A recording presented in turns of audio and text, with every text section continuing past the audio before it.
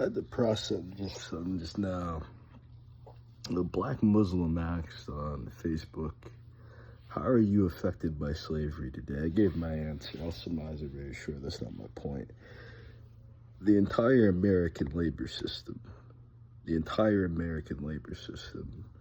is a system of wage and debt slavery. It's a system of extraction and exploitation.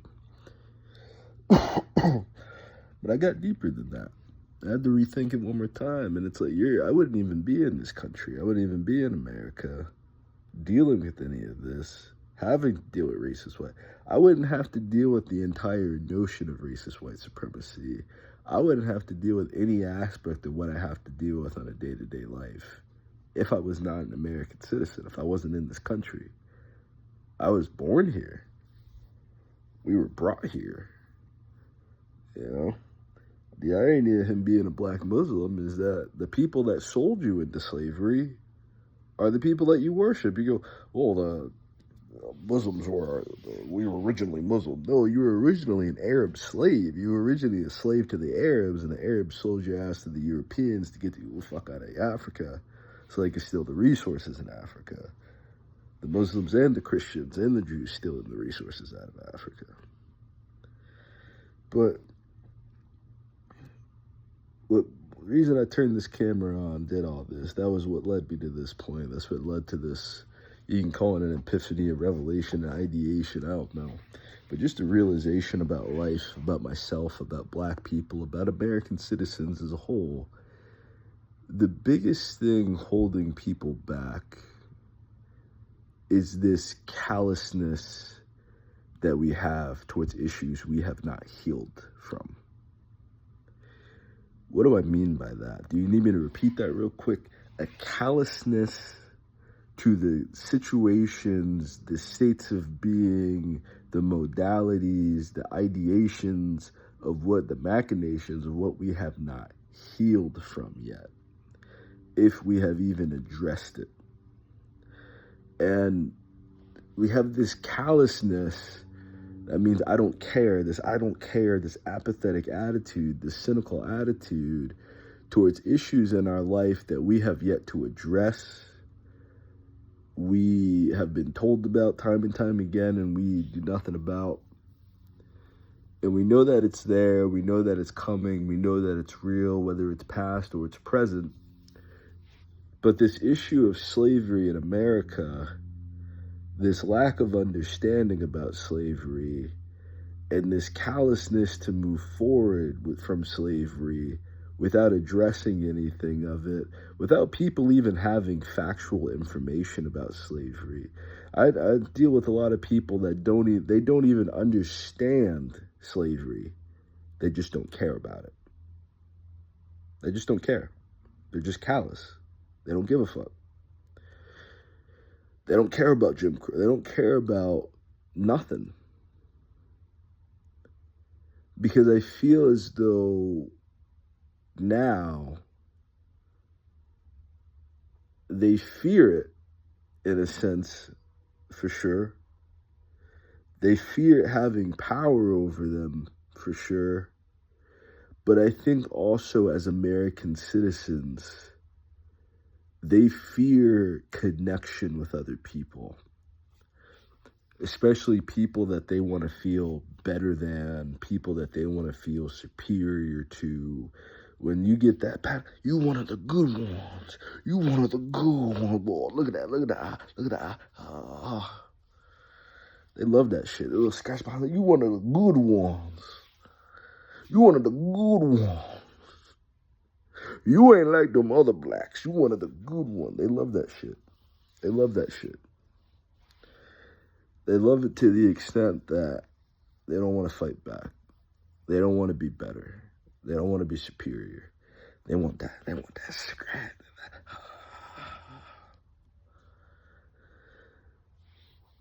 That's who you're dealing with. Now you got some that aren't one of the good ones. They ain't getting no scratch on the head. They ain't getting no pat in the back. But they're not getting a boot up their ass either. So when you're in that type of situation, the house niggas and the field niggas, need to psychologically justify for themselves why the dead niggas is dead. Why the niggas dead that's dead, why the niggas getting tortured to death, getting tortured and have to survive, getting raped in front of your family. Why? Why? Because the human mind is very resilient. Whatever situation you find yourself in, your mind is going to try to find homeostasis. Humanity seeks peace. You're being told that your value is in the problems that you deal with. If that worked out for you, then great, wonderful. When you attempt to speak about these issues with the Negro, the American black, the niggas, you're dealing with people who've psychologically distanced themselves from anything black. Anything that the black folks enduring Jim Crow, anything the black folks enduring slavery, other than being the exact same people, they've distanced themselves from any form of identity with blackness. They're American.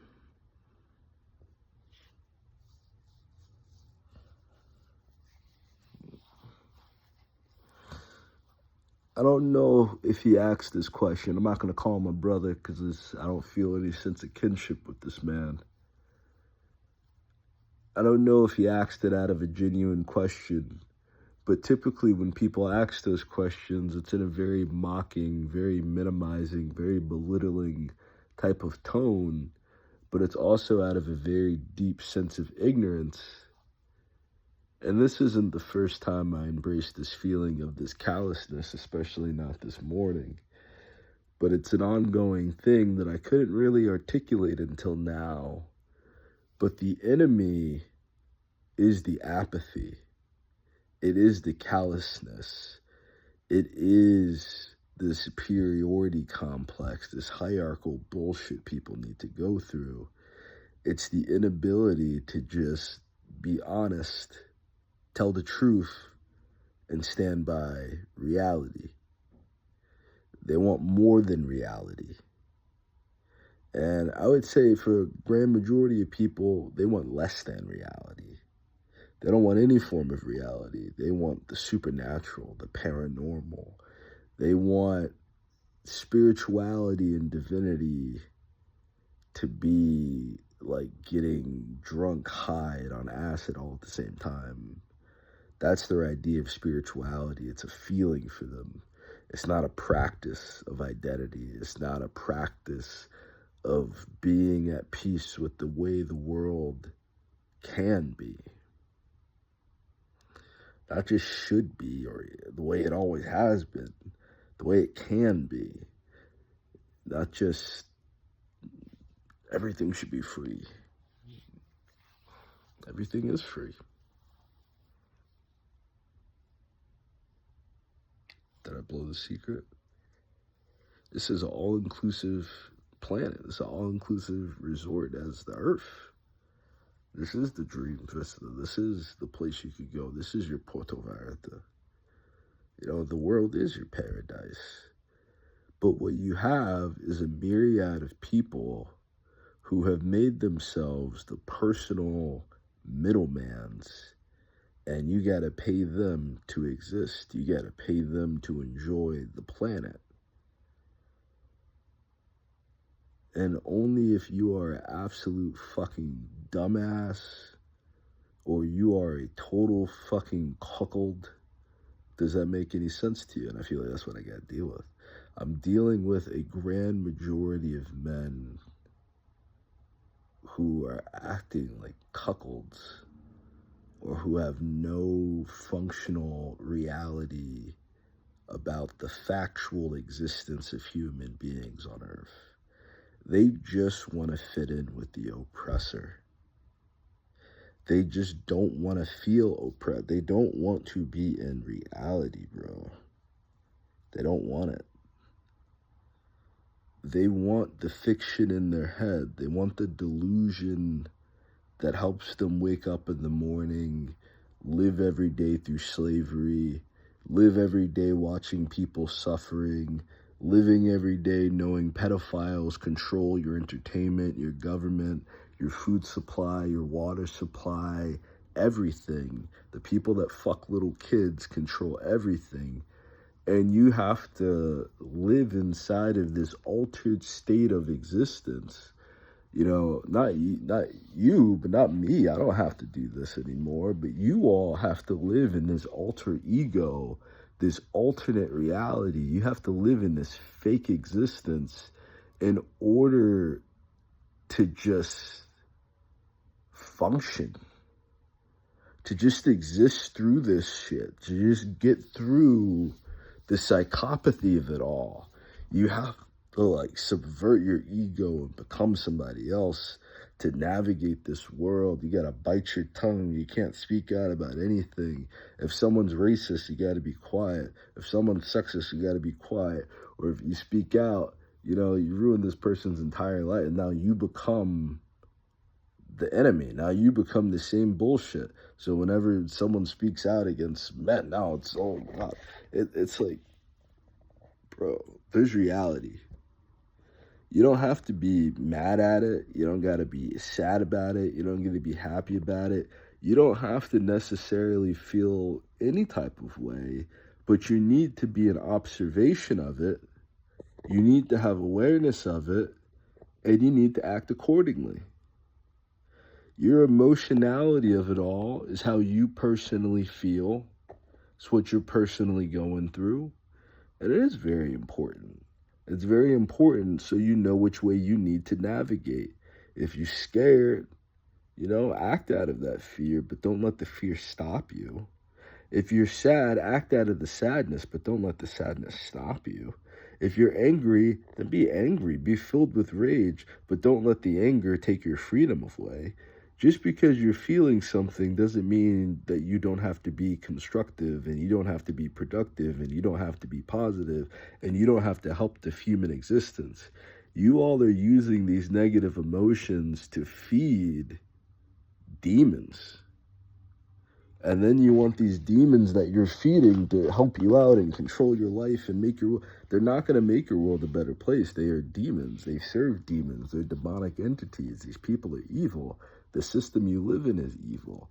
But you have to ask stupid-ass fucking questions like, how does slavery affect your life today? When did you see slavery end? You still have people who are enslaved in prison. So the very notion of not wanting to go to prison and not wanting to be a slave, you live in accordance in a certain type of way for you to avoid prison slavery. That's not a very hard reality to embrace and accept. So you live in an at-will voluntary form of slavery to avoid involuntary slavery. People have debt, and if you have debt, you're forced to work. You're forced to pay off your debtors, if not work for your debtors. That's a very real reality. It's not that hard of a concept to embrace, and it's like y'all make living in reality seem revolutionary. Y'all make telling the truth seem rebellious. And it's like, it's symptoms of how sick this world really is. It's really symptoms of how sick and how fucked up people really are. Because it's like you're making things seem extreme for just telling you the way that it is. So it's like you haven't even gotten to the point of what do we do about the way things are. We're not even at the point of how do we move and how do we solve things the way that they are. We're having a problem with people just accepting reality and that something needs to be done, or that specifically that they are also responsible for solving the problem. That's the callousness right there. That's the apathy right there. Is the apathy brings us all collectively to a point in which we're waiting for somebody else to solve the issue. We're waiting for someone else to have a change of mind. We're waiting for someone else to live in reality, all while we continue living inside of the fucking delusion. I guess you might have some issues understanding what that delusion might be if it is the people working themselves to death, not working hard enough, or the people that barely pay the people that work themselves to death any fucking money. You know, whose side are you going to take? But it's kind of clear cut, man. If you call yourself a Christian, you call yourself a Muslim, you call yourself Jewish, you know, your side should already be picked. But these are the people that claim an identity, they claim an ideology, they claim a philosophy, but their actions and their practice and their walk reflect nothing at all of the ideology that they preach and they claim that they have. So you can see that they're hypocrites. You can see that they're liars. You can see that they're manipulators. You can see that it's problematic and that it's an issue. But you're just going to sit there and you're going to act like you don't see nothing until it personally affects you. A lot of y'all aren't really all that tough. A lot of y'all really aren't all that masculine. Y'all are good slaves. A lot of you grown ass, you're very good slaves. You're very good workers. So be a good boy for your daddy, man. Be a good boy for your master. You know, but stop trying to make it seem like y'all doing something more than that. Stop trying to make it seem like capitalism is something more than that, because it's not.